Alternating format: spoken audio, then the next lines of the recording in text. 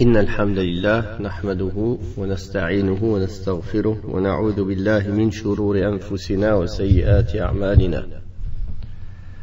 من يهديه الله فلا مضل له ومن يضلل فلا هادي له، وأشهد أن لا إله إلا الله وحده لا شريك له، وأشهد أن محمدا عبده ورسوله.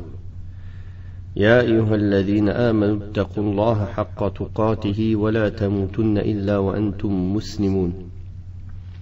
يا أيها الناس اتقوا ربكم الذي خلقكم من نفس واحدة وخلق منها زوجها وبث منهما رجالا كثيرا ونساء، واتقوا الله الذي تساءلون به والأرحام، إن الله كان عليكم رقيبا. يا أيها الذين آمنوا اتقوا الله وقولوا قولا سديدا يصلح لكم أعمالكم ويغفر لكم ذنوبكم، ومن يطع الله ورسوله فقد فاز فوزا عظيما. أما بعد، فإن أصدق الحديث كتاب الله، وخير الهدي هدي محمد صلى الله عليه وسلم، وشر الأمور محدثاتها، وكل محدثة بدعة، وكل بدعة ضلالة، وكل ضلالة في النار. Nous continuons par la grâce d'Allah subhanahu wa ta'ala la lecture de son livre et l'explication du sens de ses paroles. Nous en sommes au verset 233 de Surat al-Baqarah. أعوذ بالله من الشيطان الرجيم. والوالدات يرضعن أولادهن حولين كاملين لمن أراد أن يتم الرضاعة، وعلى المولود له رزقهن وكسوتهن بالمعروف، لا تكلف نفس إلا وسعها، لا تضار والدة بولدها ولا مولود له بولده، وعلى الوارث مثل ذلك، فإن أرادا فصالا عن تراض منهما وتشاور فلا جناح عليهما، وإن أردتم أن تسترضعوا أولادكم فلا جناح عليكم إذا سلمتم ما آتيتم بالمعروف، واتقوا الله واعلموا أن الله بما تعملون بصير. Allah tabarak wa ta'ala dit dans le sens: les mères nourricières allaiteront leurs enfants 2 années révolues pour celles du moins qui entendent mener l'allaitement à son terme. Et c'est au père qu'incombe selon ses moyens de lui verser un salaire et de la vêtir. On imposera à chacun que ce qu'il est en mesure de supporter. On ne fera du tort ni à la mère ni au père à travers son enfant.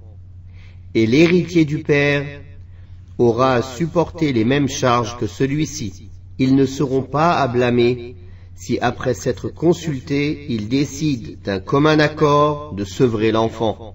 Vous ne serez pas davantage blâmés d'avoir sollicité une nourrice étrangère pour vos enfants, si vous acquittez son salaire en toute équité. Craignez Allah et sachez qu'il voit tout ce que vous faites. Allah tabarak wa ta'ala, dans ce verset, parle de certaines règles liées à l'allaitement de l'enfant. Dans sa parole, 2 années révolues pour celles du moins qui entendent mener l'allaitement à son terme. Cela veut dire que si l'enfant est allaité pendant 2 années révolues, son allaitement sera complet. Et à partir de là, le lait deviendra pour lui comme une nourriture ordinaire parmi les autres nourritures. C'est pour cela que l'allaitement après les 2 années révolues n'est pas considéré et ne rend pas interdit au mariage. C'est-à-dire que pour qu'une personne soit un enfant de lait, il faut que l'allaitement soit fait avant les 2 ans. Et après les 2 ans, l'allaitement n'est plus considéré, sauf ce que les savants discutent. Il y a divergence sur un point, dans certains cas spécifiques. Mais sinon, la règle, c'est que l'allaitement qui rend interdit au mariage, c'est celui qui est avant les 2 ans. Bien sûr, 2 années hégiriennes. On peut déduire de ce texte et aussi de la parole d'Allah Ta'ala dans un autre verset, وَحَمْلُهُ وَفِصَالُهُ 30 شهرا, la grossesse et le sevrage couvrent une période de 30 mois, que la durée minimale de la grossesse est de 6 mois, pendant lesquels l'accouchement peut avoir lieu. Puis dans sa parole, et c'est au père qu'incombe, selon ses moyens, de lui verser un salaire et de la vêtir. Ceci concerne la femme qui est toujours avec son époux ou qui est divorcée, qui doit être à la charge de l'époux dans son entretien et dans les dépenses de l'allaitement. Ceci prouve aussi que tant que la femme est avec son époux, il n'est pas tenu de lui donner un salaire. Il se suffira de dépenser pour l'entretenir, pour l'habiller, comme à son habitude. Et ce, en fonction des moyens de chacun. À la différence de celle qui est divorcée et qui allaite cet enfant, alors elle pourra prétendre à un salaire. C'est pour ça qu'Allah Ta'ala a dit dans le sens, on imposera à chacun que ce qu'il est en mesure de supporter. En effet, on ne peut imposer aux pauvres de dépenser comme le riche, de même qu'à celui qui n'a rien à dépenser, jusqu'à ce qu'il trouve de quoi dépenser. Puis dans la parole, on ne fera du tort ni à la mère ni au père à travers son enfant. C'est-à-dire qu'il n'est pas permis de porter préjudice à la mère à travers son enfant, soit en l'empêchant de l'allaiter, ou bien en la privant de ce à quoi elle a droit comme dépenses d'entretien et d'habillement, ou du salaire si elle est divorcée et qu'elle l'allaite. La femme aussi ne doit pas faire de tort à son époux à travers l'enfant, c'est-à-dire en refusant de l'allaiter, ou en demandant plus que ce qu'elle a besoin, ou par toute autre cause de tort vis-à-vis de son époux ou de son ex-époux. Puis dans la parole d'Allah Ta'ala, son enfant prouve que l'enfant est attribué au père. Et c'est pour ça que l'enfant porte le nom du père, car il est de sa semence.